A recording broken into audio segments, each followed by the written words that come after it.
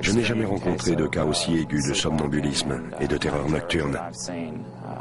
On m'avait parlé de cas semblables, mais c'est la première fois que notre établissement en traite un de cette importance. Cody va passer quelques nuits dans le laboratoire du sommeil. Les médecins vont ainsi pouvoir étudier son activité cérébrale et sa tension musculaire. Ils vont aussi le filmer dans son sommeil grâce à une caméra infrarouge et du matériel d'enregistrement sonore. Si vous avez besoin de quoi que ce soit pendant la nuit, utilisez l'interphone. N'hésitez pas, d'accord?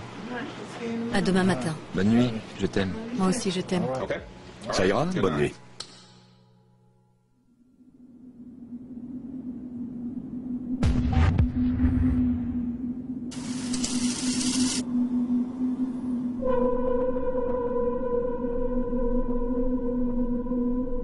La première nuit, Cody semble se réveiller terrifié. L'électroencéphalogramme montre qu'il est en phase de sommeil profond et qu'il ne rêve pas. Mais si Cody ne rêve pas, qu'est-ce qui peut bien provoquer une telle terreur ?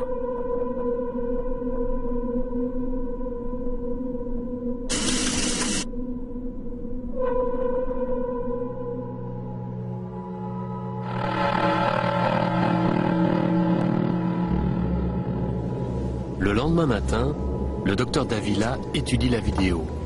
Vous vous êtes réveillé ici, en plein sommeil profond. Vos globes oculaires tournent et vous avez l'air terrifié. Vous vous rappelez quelque chose? Non, je me rappelle jamais rien. Vous ne vous rappelez pas avoir fait de cauchemar ou avoir rêvé? Et vous, Monica, vous l'aviez déjà vu rouler des yeux comme ça ou dormir les yeux ouverts? Non, je ne me réveille que quand il crie. Bon. C'est terrible de me voir les yeux ouverts comme ça. J'ai pas l'impression que c'est moi en fait. On dirait qu'il fixe quelque chose en mouvement, mais on ne sait pas s'il voit quelque chose ou non. Il ne se souvient pas avoir ouvert les yeux, ni avoir vu quelque chose d'effrayant, même s'il paraît bien effrayé. On ne peut pas déterminer ce qui déclenche les attaques chez Cody.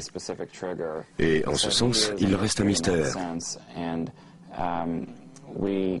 Il est impossible de savoir ce qui se passe dans son esprit. Mais on sait qu'il se bat pour se réveiller, pour retourner en état de veille. Il lutte vraiment. Le docteur Davila pense que Cody souffre d'une forme particulièrement aiguë de somnambulisme. Ces crises surviennent dans les stades du sommeil le plus profond. Mais quant à savoir ce que Cody voit ou ce qui le rend si violent, le mystère reste entier. Les hypothèses médicales sont loin de permettre à Cody de comprendre ce qui provoque ces attaques. Ils ne m'ont pas expliqué pourquoi je fais ça. Ils ne m'ont rien dit. Donc ils ne savent pas ce qui provoque ces crises. Je sais seulement qu'ils m'ont proposé un traitement médical qui pourrait arrêter tout ça. J'espère que ça va marcher. J'espère que ces médicaments m'aideront à dormir normalement, sans avoir à me dire que je risque de faire du mal à mes proches ou à moi-même. Après plus de 3 mois de traitement médical, les crises dont souffre Cody se sont espacées, mais elles n'ont pas cessé. Et elles sont aussi imprévisibles et violentes que jamais.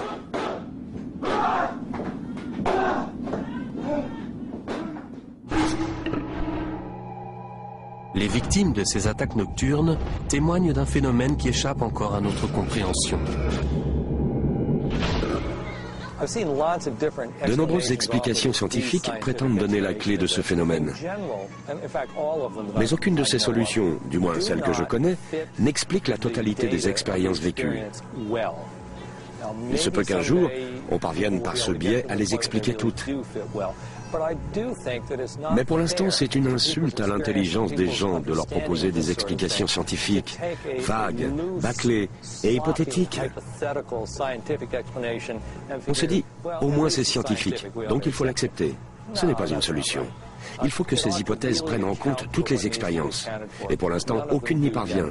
Alors bonne chance à tous. Continuez à sonder ce mystère, car il est loin d'être résolu. La science parviendra peut-être un jour à rendre compte de toutes les attaques nocturnes. Jusqu'à ce jour, leurs victimes continueront à vivre dans la peur de ce qui est tapis de l'autre côté du sommeil.